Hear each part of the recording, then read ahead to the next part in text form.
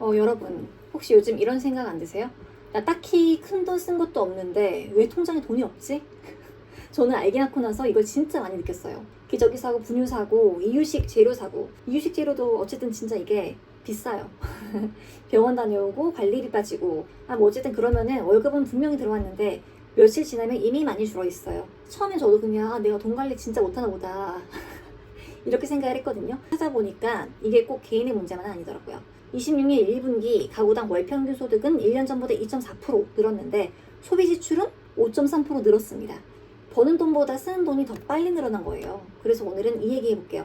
월급은 올랐다는데 왜 더 가난해졌을까? 제일 먼저 봐야 될 건 이거예요. 월급이 아예 안 오른 건 아니잖아요, 솔직히. 평균으로 보면 소득은 늘었어요. 26년 1분기 가구당 월 평균 소득은 548만 1천 원이었고요. 1년 전보다 2.4% 증가했습니다. 그런데 같은 기간 소비 지출은 310만 5천 원으로 5.3%가 늘었어요. 이 차이가 중요해요. 쉽게 말하면 내 월급이 계단 한 칸 올라갔는데 겨우겨우 생활비는 2칸 올라간 느낌. 그러면 월급날에는 분명히 돈이 들어왔는데 막상 한 달을 살아보면 여유가 없는 거죠. 이건 단순하게 내가 많이 썼다 이게 아니라 경제 전체에서 가계 지출이 소득보다 빠르게 늘어난 상황으로 볼 수 있어요. 그래서 오늘의 첫 번째 핵심은 이거예요. 버는 속도보다 쓰는 속도가 빨라졌습니다. 그 다음은 남는 돈이에요. 통계에서는 이거를 흑자액이라고 불러요. 말은 어렵지만 뜻은 간단해요. 쓸 수 있는 돈에서 소비하고 남은 돈입니다. 26년 1분기 가구당 월평균 처분 가등소득은 434만 4천 원이었어요. 이거는 세금이나 사회보험료 같은 거 빼고 실제로 쓸 수 있는 돈에 가까운 개념이에요. 이 돈은 1년 전보다 2.7% 늘었어요. 그런데 흑자액은 123만 9천 원으로 3.1% 줄었습니다. 평균 소비 성향도 1년 전보다 1.7포인트 올랐고요. 이게 무슨 뜻이냐면요. 쓸 수 있는 돈은 조금 더 늘었는데 마지막에 결국 남는 돈은 줄었다는 뜻이에요. 그러니까 우리가 느끼는 왜 이렇게 남는 게 없지? 라는 감각이 그냥 기분 탓이 아닌 거죠. 오늘의 두 번째 핵심 이겁니다. 소득보다 더 중요한 건 월말에 남는 돈. 이제 물가 얘기를 한번 해볼게요. 뉴스에서 물가 얘기 나오면 보통 이렇게 말하잖아요. 소비자 물가가 몇 퍼센트 올랐습니다. 그런데 솔직히 그 숫자만 들으면 감이 오세요? 3%? 그 정도면 괜찮은 거 아닌가? 나 월급도 올랐는데? 이렇게 느끼실 수 있어요. 그런데 우리가 실제로 사는 거는 통계 속 평균 장바구니가 아니잖아요. 우리 집이 특히 자주 사는 것들이 다 달라요. 아기 있는 집이면 기저귀, 분유, 그리고 또 매일 먹는 식재료, 외식비, 배달비, 커피값 이런 거 많잖아요. 그러니까 뉴스에서 말하는 평균 물가보다 내가 자주 쓰는 항목이 더 많이 오르면 체감은 훨씬 더 크게 올 수 있어요.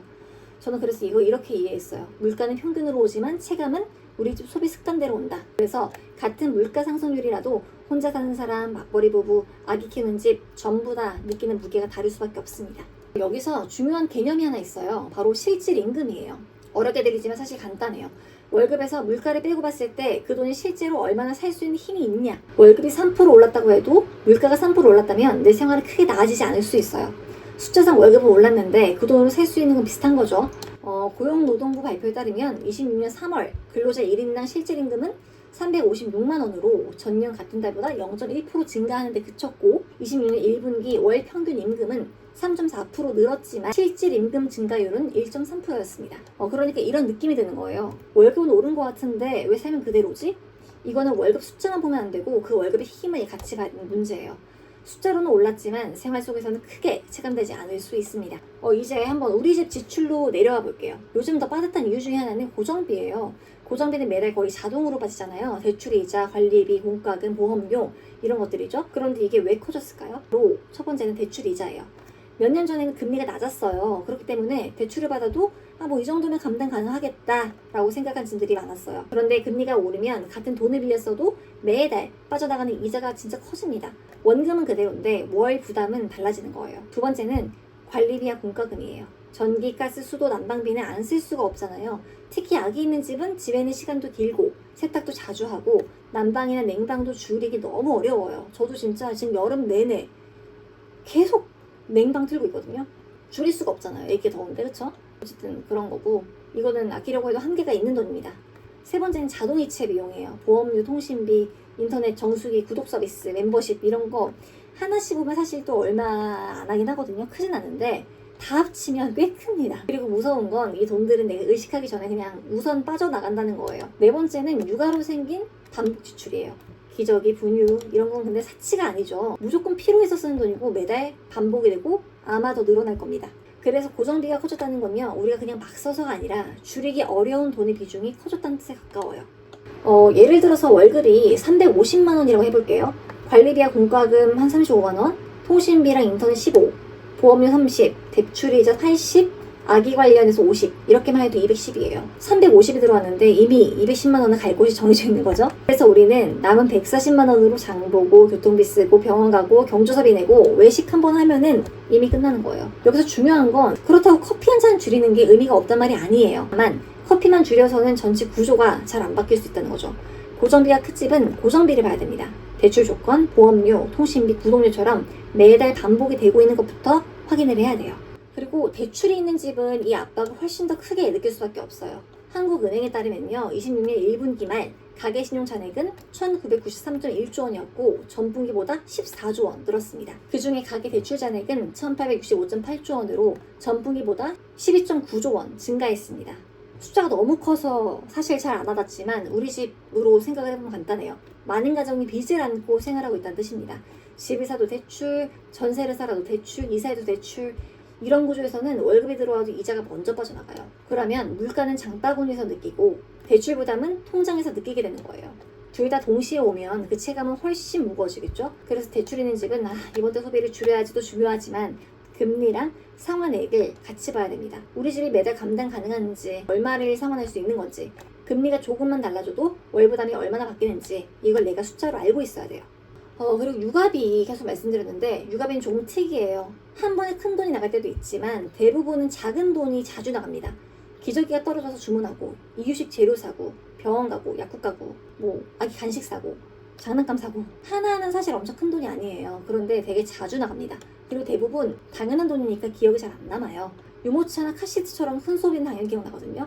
근데 진짜 약국에서 10,000원, 택시비 15,000원, 간식 8,000원, 기저귀 몇만 원, 이런 돈은 기억에는 흐릿한데 카드값은 잘 남습니다. 그래서 아기 있는 집은 나 진짜 큰 돈 쓴 경우는 진짜 없는데 왜 이렇게 카드값이 크지?